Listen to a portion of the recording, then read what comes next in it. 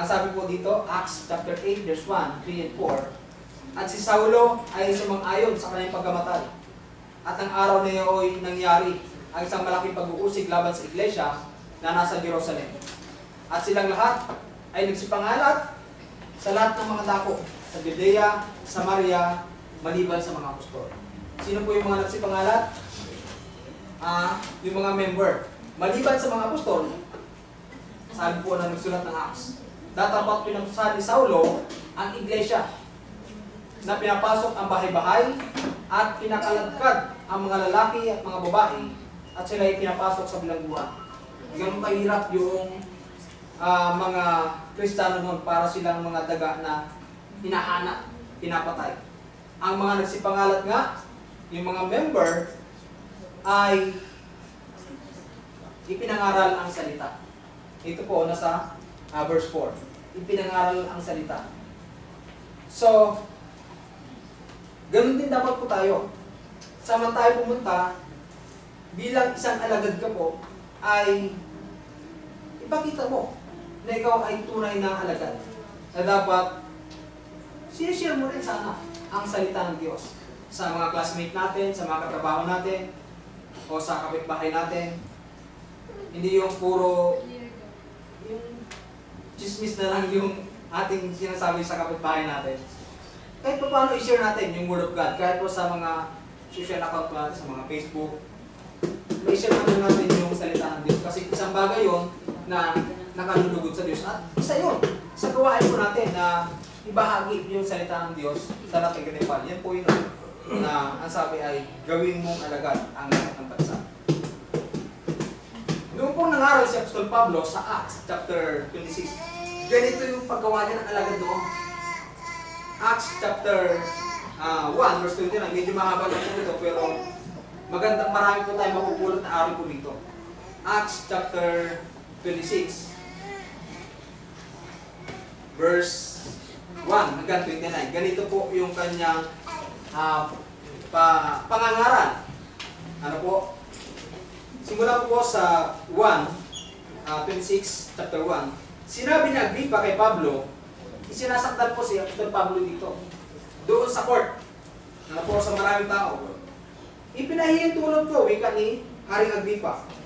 Sa iyong magsaysay ka sa ganang iyo. Na magagayo inunat ni Pablo ang kanyang kamay. Tumayo si Apostol Pablo at inunat ang kanyang kamay. At ginawa ang kanyang pagsasanggala. Dahil inaakusuhan si Apostol na si Pablo. Ikinaliligaya kong lupa, Haring Agripa, sabi ni Apostol na si Pablo. Nasa harapan mo'y gagawin ko ang aking pagsasanggalang sa araw na ito tungkol sa lahat ng mga bagay na isinasakdal ng mga Hudyo sa akin. Lalong-lalo na sapagkat bihasa ka sa lahat ng mga kaugalian na at mga suliranin na mayroon ng mga Hudyo. Sabi ng Apostol na si Pablo kay Haring Agripa, alam ko bihasa ka sa mga sigalot na nangyayari sa mga Hudyo.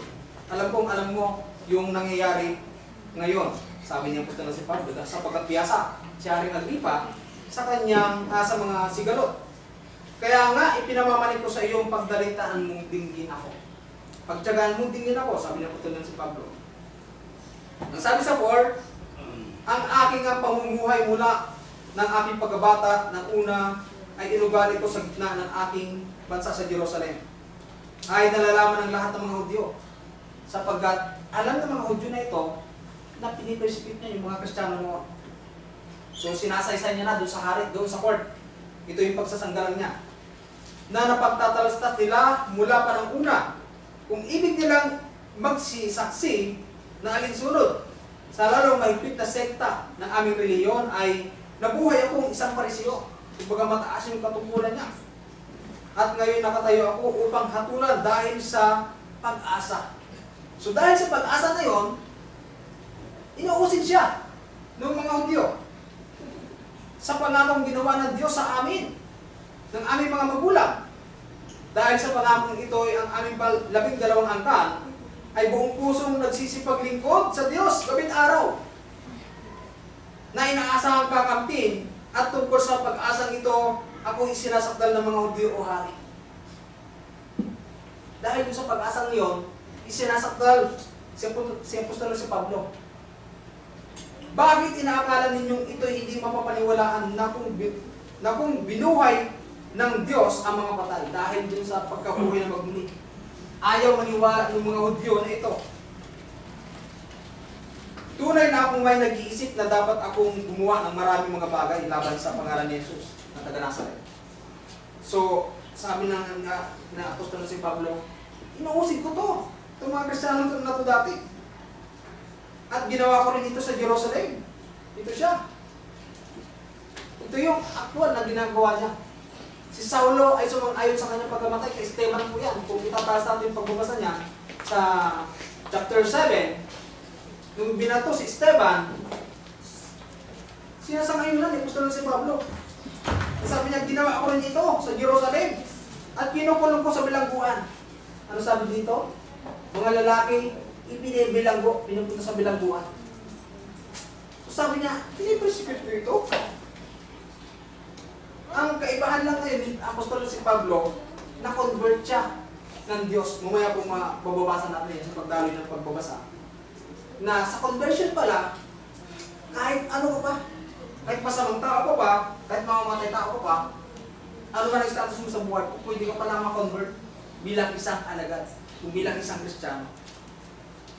Ang sabi dito sa verse 10, ginawa ko rin ito sa Jerusalem at kinulong ko sa mga bilangguan ang marami sa mga banal. Pagkatanggap ko ng kapamahalaan sa mga pangulo sa sacerdote at nang sila'y ipinapamatay, ay ibinibigay ko ang aking pagsang-ayon laban sa kanila.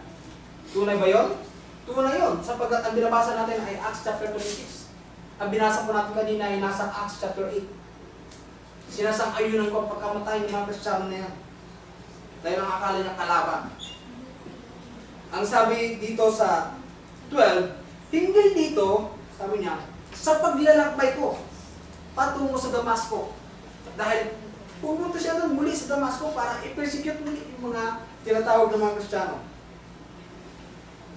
Nang katanghalian o hari, na sinasaysay niya po sa korte. Sa pagdidepensa niya, nangangaral na rin po siya.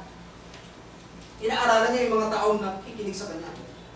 Nang katanghalian o hari, ay nakita ko sa daan isang ilaw na mula sa langit. Isipin niyo po, tanghali po ito Merong may mas malakas na ilaw na mas manigning kaysa sa araw. Isipin po natin kung gaano ka makapangyarihan yung Diyos. Kung titingin ka sa araw, hindi mo kayang tingnan niya. Pero nag-create ang Diyos, hindi siya gumamit ng weapon. Nag-create ang Diyos kung magitan ng kanyang kapangyarihan ng mas matindi pa sa sikat ng araw.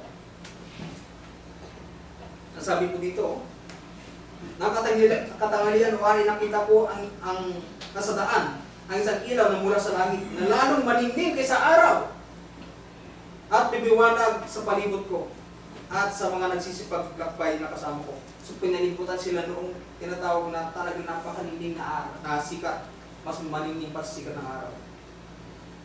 Yung kasamaan noon, na dahas ang ginagamit po nila Apostol Pablo dito, pero hindi ginagamitan ng Diyos ng dahas, o hindi niya ginagamit ng anong weapon. Ginamitan niya ng kanyang kapangyarihan sa pamamagitan ng ilaw. Isipin natin, kapag ang Diyos ang gumawa ng dilubyo dito sa mundo, hindi kahit pigilan ng tao.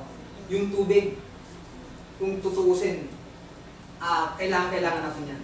Pero kaya pala tayong patayin ng tubig. Hindi ba ba't pasinungalingan? Sapagkat pag binaha ka ng tubig, dumami ang tubig sa mundo, kung pwede tayong patayin ng tubig. Yung apoy, na pwede natin panluto, na pwede magkitalin ng ating buhay. Ito yung mga bagay na hindi kailangan ng weapon. Kumbaga, ang Diyos, pag ang Diyos ang pumilos, hindi mo kayang kontrolin. Ano po?